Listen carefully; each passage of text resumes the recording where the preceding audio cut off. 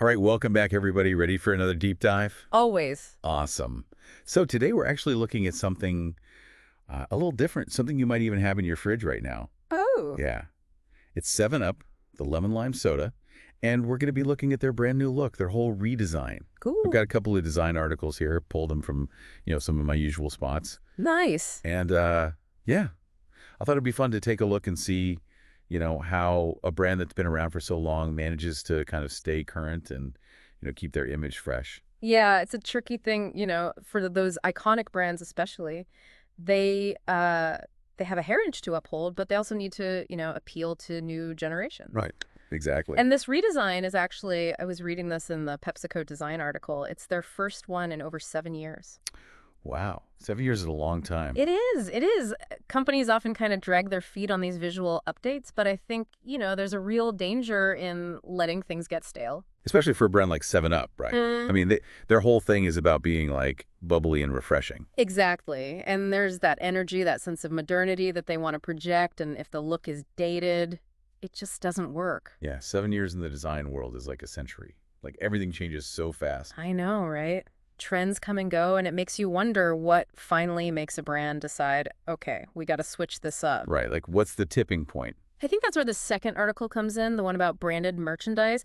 It really highlights how a redesign can be about so much more than just like a new logo or a different color. It's about creating a whole visual language, one that really reflects the brand's values and, resonates with the people they want to reach. Oh, that's interesting. So it's like a deeper level of communication. Absolutely. And both articles actually talk about this idea of 7 Up being uplifting, not just in, the taste, but like as a design philosophy. Okay, I get it. So not just the words, but the actual design needs to make you feel uplifted too. Exactly. But how do you actually do that? I mean, uplifting sounds great, but what does that look like in terms of like specific design choices?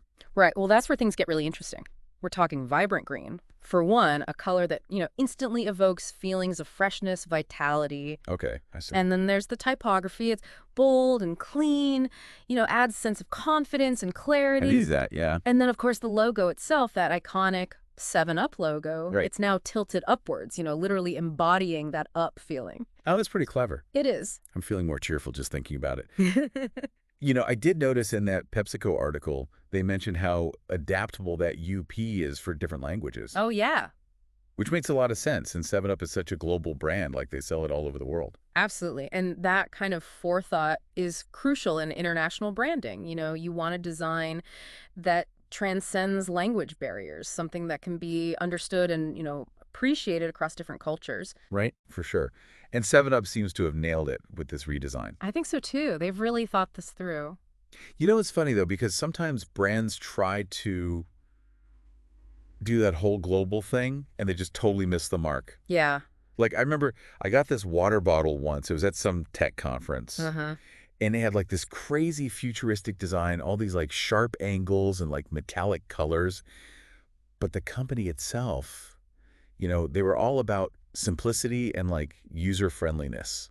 Oh, interesting. Yeah, so the bottle just like didn't match their vibe at all. It felt so disconnected. Yeah, I can see that. It's like when you see someone wearing a band's t-shirt and you're like, I bet you've never even heard their music. Exactly. Like Yeah. it just feels inauthentic. Yeah, totally. And, consumers can spot that kind of disconnect really easily. For sure.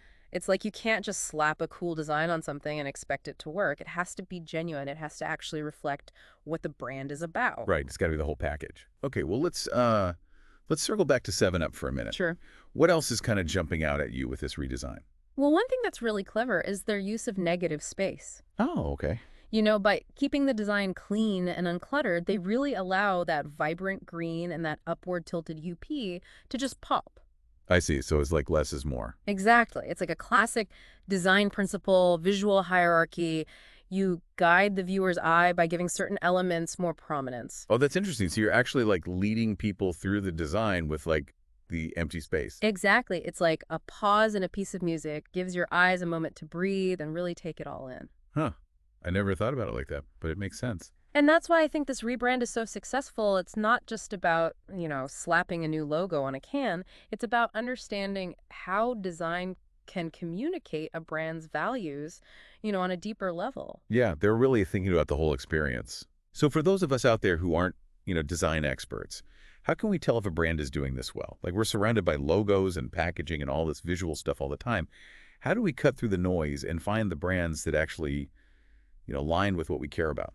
That's a great question, and I think it starts with being more aware. Just pay attention to the colors a brand uses, the fonts they choose, the overall aesthetic they're putting out there. All right. Ask yourself, does their visual identity feel genuine? Does it match what they say they stand for? So it's like being a brand detective looking for clues. Exactly. And the more you practice this kind of visual literacy, the better you'll become at spotting those brands that are truly worth, your attention and your loyalty. Okay, I like that. It's like you can vote with your wallet, support the brands that are doing things right, visually and otherwise. Awesome. All right, well, as we wrap up our deep dive into 7-Up's new look, what's the one big takeaway you want our listeners to remember? I think the biggest takeaway here is that every visual element matters. Like, it all adds up. Whether it's the logo on the can or the design of a website or even just like, the branded merchandise they give out, Mm-hmm. it all contributes to that overall story that a brand is trying to tell. And in a world where, we're constantly being bombarded with like a million choices, Yeah. that story, that visual story can really be like the deciding factor. Oh, absolutely. Like, are you going to choose 7-Up over the other lemon lime drink next to it?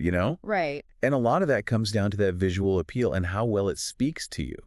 So it's not just about like, the actual product itself, but how it presents itself. Exactly. So how it makes you feel. It's all about the feeling, right? Yeah. So I would encourage, all your listeners out there to think about their own favorite brands, Uh-huh. take a look at them. Do their visuals really align with their values? Does their packaging, reflect a commitment to sustainability, Yeah. if that's something that's important to you? It's like putting them under a microscope. It is. It is. And these are the questions that can really help you determine, whether a brand is walking the walk or just talking the talk. Oh, I like that. Yeah, like, are they really who they say they are? Exactly. Awesome. Well, hey, thanks for, taking us on this deep dive into 7-Up's new look. Oh, it was my pleasure. Always fun chatting with you. Likewise. And for everyone listening out there, thanks for joining us. We'll catch you on the next deep dive.